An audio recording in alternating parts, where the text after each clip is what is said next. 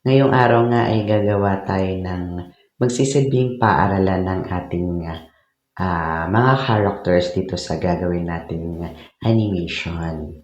At dito nga ay mag-i-sketch muna tayo ng bakuran at isama na natin yung gate ng magiging paaralan natin. At syempre, hindi mawawala dito yung mga padamo ni Mayor kasi dito magiging buo yung paaralan natin. Kasi di ba, more on may mga damo-damo sa mga schools. Ayan. So, dito na nga ay gumagawa na ako dito ng hagdanan. Ito yung parang entrance ng building. So, naisip ko na hanggang third floor yung building natin. Pero mamaya babaguhin ko rin kasi medyo hindi ako na-satisfied dito na hanggang tatlo yung floors dito sa building natin. Kasi nga, medyo naiilang akong gumawa ng mga maliliit na pinto tsaka mga bintana. Eh medyo nahihirapan ako doon. Kaya ginawa ko lang munang hanggang second floor lang para medyo malaki yung space na pagdodrawingan ko or paggagawaan natin ng mga bintana at mga pinto dito sa building natin. At tara po, samahan po ninyo akong panoorin natin itong ginagawa kong background na paralan na gagamitin natin sa ating pag-animate. Tara po!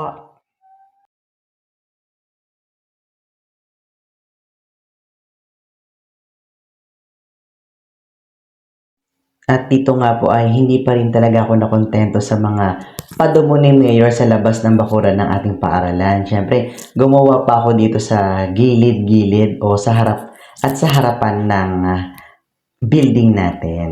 Kasi nga, 'di ba, magiging kumpleto ang paaralan kung may mga damo.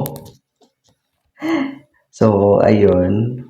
So, dito magla-line art na tayo. So, lilinawan na natin yung mga in-sketch natin para magbigay ganda sa ating ginagawang paaralan.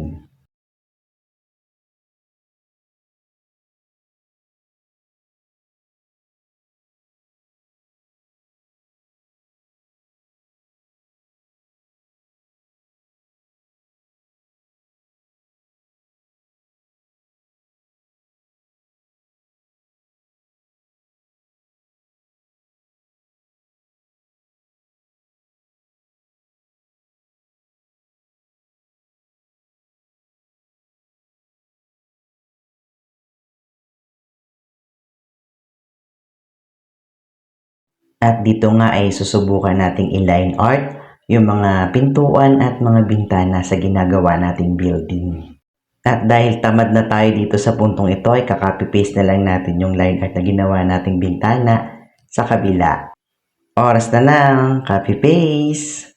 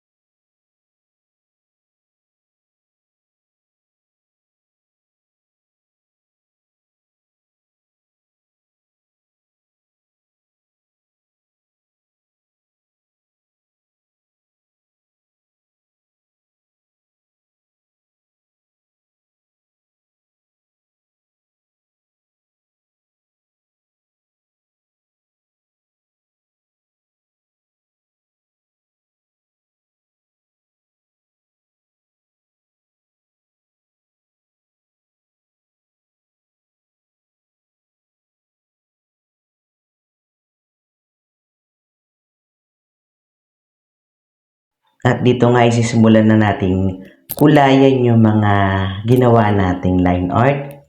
dito ay kukulayin na natin yung mga, syempre, number one sa listahan natin ang mga damo. Syempre, ang una mo munang gagawin, mag-i-sketch ka muna.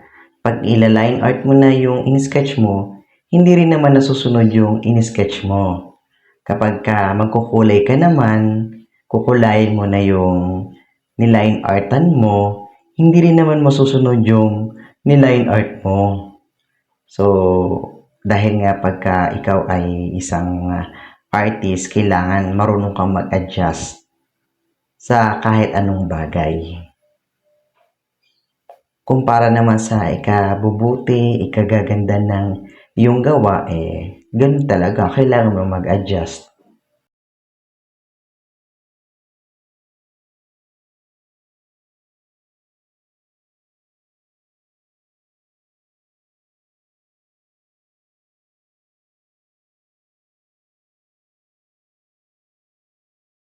Tapos na natin kinulayan yung mga damo, ngayon naman ay kukulayan na natin yung ating building. At syempre, huwag kayong ano dyan kasi yung ginagawa nating building o yung eskwela na ginagawa natin ay hango ito sa public school. Hindi man totally kuhang-kuha pero yung idea nandoon. At hayaan nyo na mga kapatid, pagbigyan nyo na itong ginagawa ko kasi ngayon lang naman yan.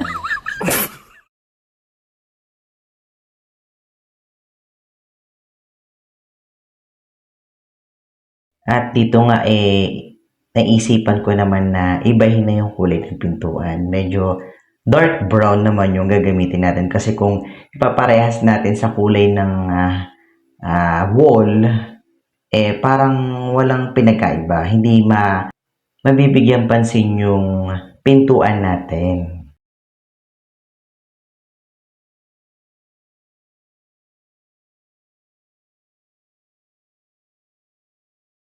At dahil pagod na ako dito sa puntong ito ay minabuti ko na munang ipagpatuloy na lang sa susunod na mga araw itong ginagawa nating paaralan. Hanggang sa muli nating pagkikita. Paalam!